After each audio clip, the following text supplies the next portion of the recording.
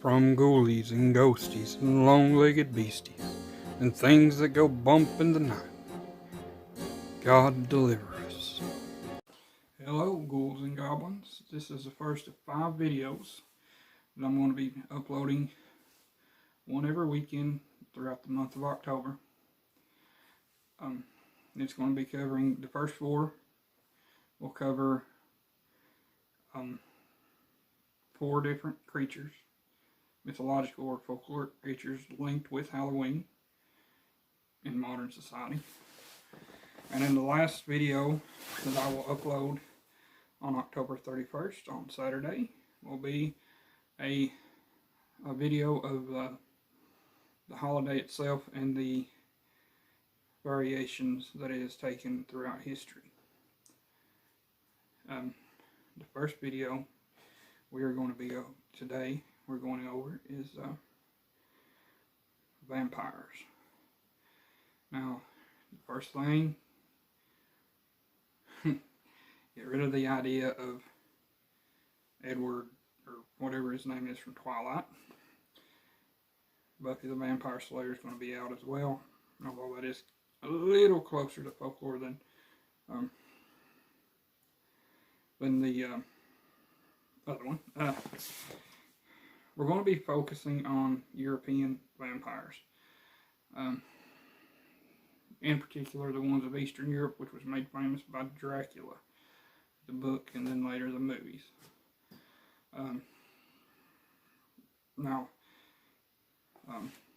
Dracula was, of course, Romanian, Transylvanian in the book, but vampires are known, there were a type of vampire in almost every culture throughout the world. A creature who was once human, or had taken on human form and drank blood of humans. In tradition, they were known to be Satan's top agent on earth. They were many different forms, and there were many different ways to become a vampire. So, first thing we're going to go over is the 2 main vampires in Romania, which is what I want to focus on. The first is going to be Nosferatu. The second is going to be the Strigoi. Nosferatu, also Nosferata. Now that is the more sexual of the vampires. They were more closely linked with the incubi and succubi that are told throughout history. Oddly enough, there is a Irish or a Celtic folktale of, and I know I'm going to pronounce her name completely wrong. Her name, I think, was Leanna She. The she meaning fairy. She was a fae. She was kind of a succubus. She was who targeted artists and drank their blood. But Nosferatu was what Dracula was most famously taken after. And then a German company kind of illegally made a movie based on the novel Dracula called Nosferatu. They changed up some things, but Bram Stoker's widow still ended up with winning that. All the copies were said to be destroyed, but there were a few survived, and now you can get it fairly regularly. I would highly recommend watching that movie, even though it is silent. So again, Nosferatu were they were the lustful Romanian species. So they were linked with the sexual vampires of incubi and succubi, or sexual demons.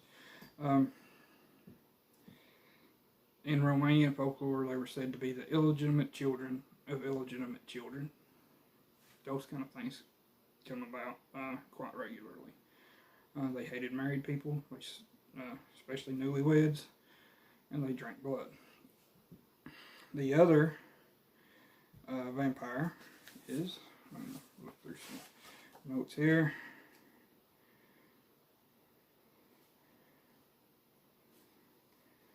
Sorry.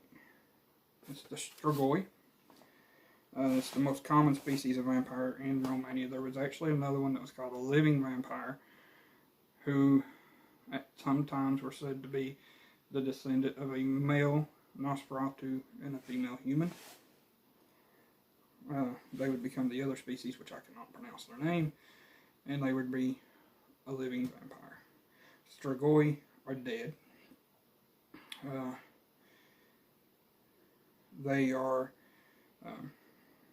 They would consort with the other two species of vampire. And these as well as the Nosferatu are the ones that are known for driving stakes through the heart, allergic to garlic, that kind of thing. One of the standing out features is they were said to be redheads. That come back to a legend that that was throughout a lot of vampire lore, that the first vampire was Judas Iscariot. He was said to be a redhead in folklore, and that all vampires were linked to him and his betrayal of Jesus. You can see throughout folklore that there's a lot of varying beliefs. Now, some of the common factors throughout a lot of the vampires, including vampires in Asia, is they are allergic to garlic. They don't like sun a lot of times. They are creatures of the night, and they are adverse or repelled by holy symbols of whatever faith was common in that area. In Romania and across Europe, it was Christianity, so the cross and a Bible and that kind of thing. The trick behind that is just the image itself would not work. You had to have faith behind that, or you were pretty much just pointing whatever symbol it was at a creature and it just. So, vampires throughout folklore were kind of a mix of spiritual and flesh. They could turn to mist, they could change to take forms of bats and other animals depending upon the location. Some couldn't change form at all.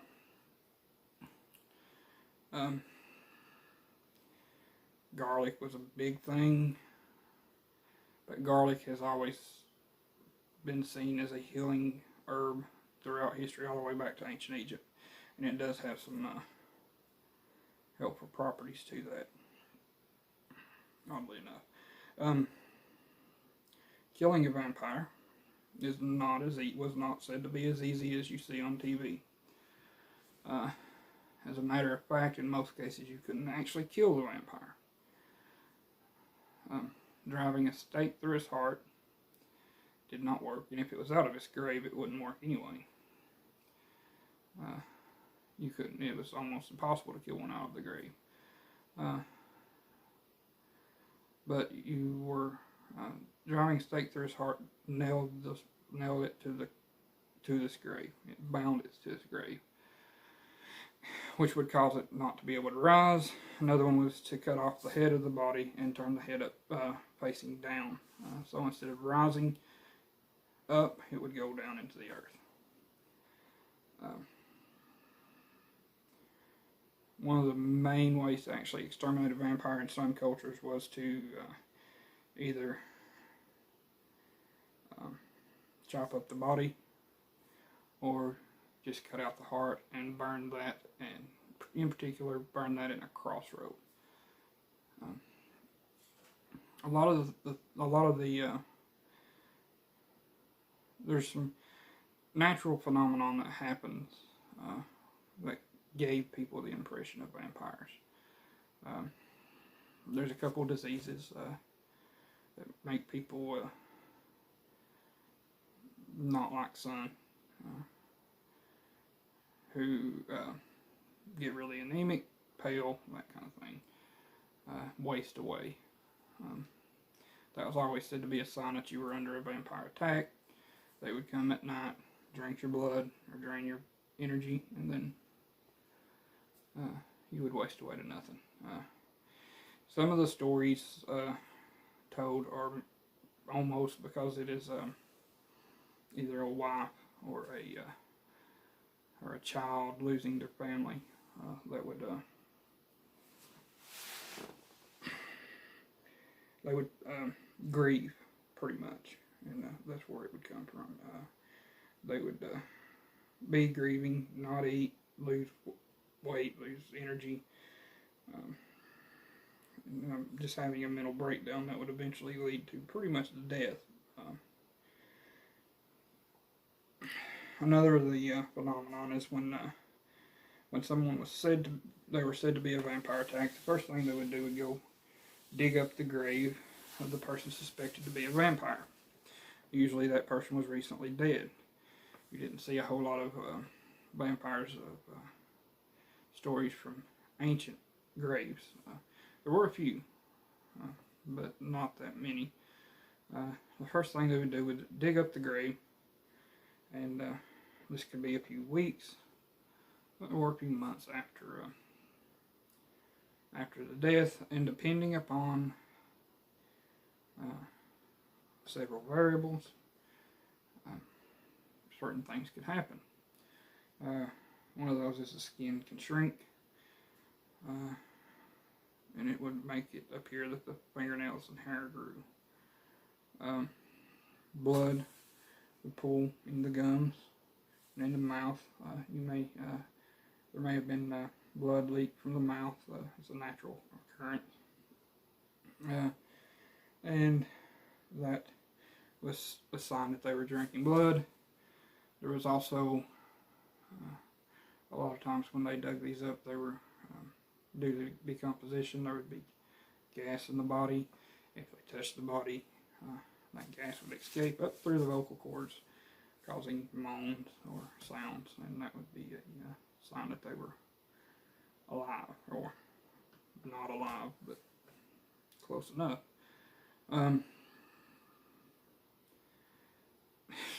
It was really morbid, the way they handled these things. So, someone was sick from whatever reason, whether it was grief or anemia, a disease going through that they did not understand. They would go suspect someone of being a vampire, dig that grave, and if it showed signs, they would drive a stake through his heart, chop off his head, turn the head upside down. Well, sometimes they'd take off the long bones and cross them over the chest. That kind of thing. There's interesting burials that have been found throughout history of these. So, I could go on a long time about this. But, Dracula, one of the most famous vampires, the most famous vampire, pretty much. There were a few other books, really good books before him. There's one that's called The Vampire. That was wrote, I can't remember exactly how long, around 30 years maybe, before Dracula. It's a short novella. And then there's Carmilla, which is really good. I highly recommend that. That was wrote sometime, I don't know, 15, 20 years before Dracula. And then Dracula itself. Bram Stoker based the book off of a real character, somewhat. He based the name off of a real character. So a lot of people know this. So originally Dracula had named the count a different name, and then he had discovered Vlad III and changed the name.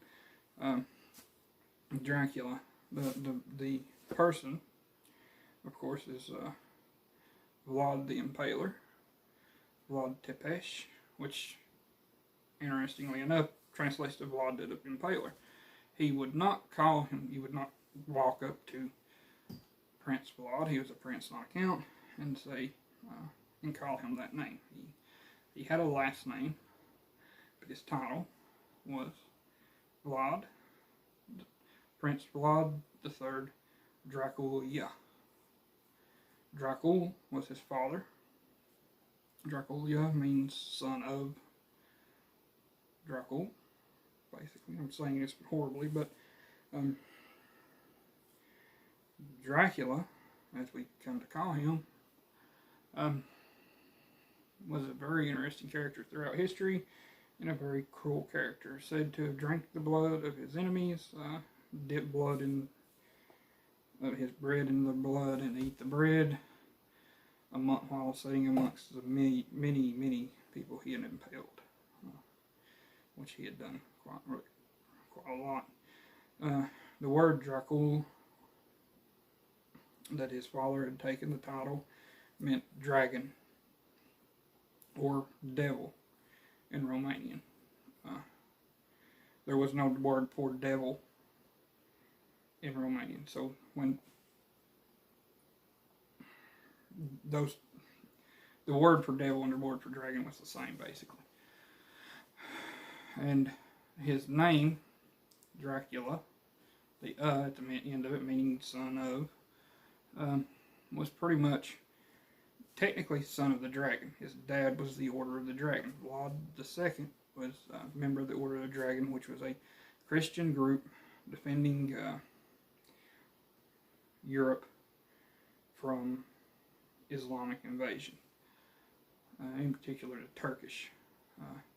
Vlad was was given as a hostage into Turkey at a young age, or to the Turks, the Ottoman Turks. He was able to get free when he ruled. He is extremely violent, and then he went back. He eventually was killed. And they were stories in Romania that he had turned to a vampire because of the name Son of the Devil. Oddly enough, Romanians hold him in extremely high regard because he kept the Ottoman Turks from taking over the country. He was actually not the Prince of Transylvania, he was the Prince of Wallachia. I'm saying that horribly wrong too. Which is just, it bordered Transylvania to the south. He had a castle on the Transylvanian border. And this is a long video, and I didn't mean it to be. So, vampires in folklore, and the vampires in, I guess you could say, history, were nowhere near like the vampires in modern literature. They were monsters. They were demons who fed on humans and the weaknesses of humans, just like many other demons would do. I know this was kind of rambling. Well, I'll probably be rambling, and I do apologize for that. But during this dark month, I really love Halloween. Watch a good vampire movie. I think it was Wes Craven, or was it John? They watched the Dracula movie with Gary Oldman as Dracula, Keanu Reeves as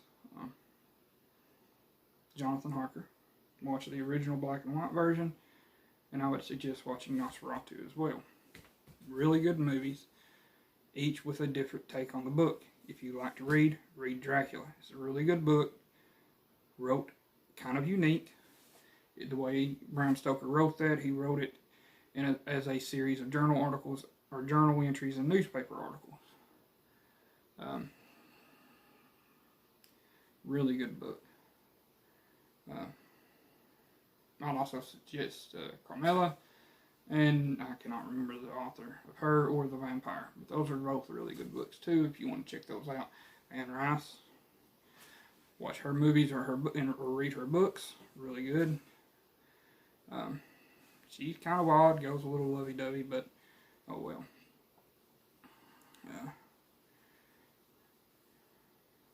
There are a few good books. If you want to get up on vampire folklore, there's one called, even though it'll be backwards, the Vampire Encyclopedia. It breaks down some of the folklore throughout history. It's in an encyclopedia form. Next week, we'll be over another big monster, who, if you were one, you had a chance of being a vampire. You were most likely to become a vampire once you died, and that's going to be a werewolf. The French call them loup-garous. I'm saying that bad too, but loup-garous were French version of werewolves, and we'll get into that next week. And have a spooky October, everyone.